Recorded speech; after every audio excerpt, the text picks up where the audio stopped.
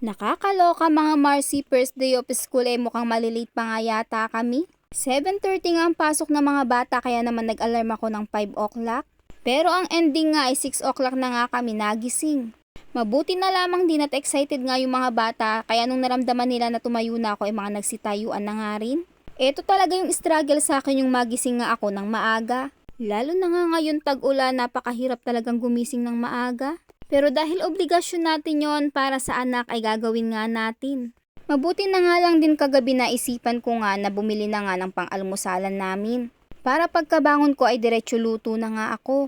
Hindi nga pala kami nag-almusal dito ng kanin kaya ayan nga ang niluto ko ay pancake na nga lang. Paborito kasi ito ng mga bata at nakakatuwa nga lang dahil inalmusal na nga nila yan tapos nagpatabi pa nga sila para nga daw pambaon nila. Tapos pinagbaunan ko na lang din sila ng tubig, o diba, first day of school nakatipid ako. Kahit yata araw-araw pancake ang paalmusal ko doon sa mga yun ay talaga namang hindi magsasawa.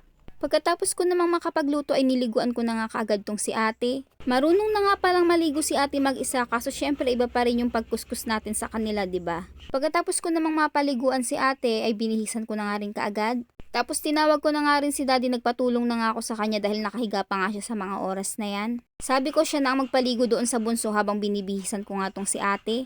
Kailangan ko nga kako ng tulong niya ngayon at naghahabol nga kami ng oras. Iniisip ko nga din na pag na-late nga sila ay baka wala na nga silang maupuan. Sa sobrang dami kasi ng estudyante ngayon ay sigurado nga ako na talaga magkakaubusan ng upuan niyan. Mas matagal pa man din ayusan yung babae kesa nga dun sa lalaki. Yung lalaki ko nga pagkaligo bihis na nga agad tapos na. Hindi katulad pag babae itong anak mo, Diyos ko, syempre hindi naman tayo papayag ng mga mami na walang kolerete sa buhok yan. Hindi pa man din ako magaling sa pag-ipit-ipit nga ng buhok kaya talaga namang ang tagal-tagal bago ako matapos sa kakaipit kay ate. Pero syempre kahit hindi ako marunong, trying hard ang mami. Ang ganda kayang tignan pagka nakaipit yung anak mo. So ayun, i-fast forward na nga natin, nakatapos na nga ako mag-asikaso sa kanila at ayan nga, nandito na nga kami sa school. Hindi pa nga naka-uniform tong bunso ko dahil wala pa nga siyang uniform. Pero okay lang naman yun kasi kinder pa lang naman siya. Nakakatuwa dahil sobrang excited talaga nilang pumasok.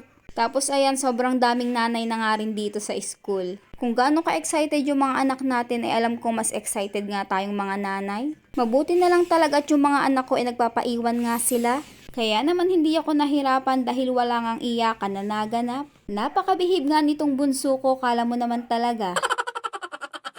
Mga ilang minuto nga muna ako nag-stay dyan sa school dahil pinapakiramdaman ko nga rin sila. Feeling ko naman ay okay na sila kaya nung panatag na nga yung kalooban ko ay iniwan ko na nga rin sila. At iyon lang muna mga Marcy, salamat sa panonood. God bless!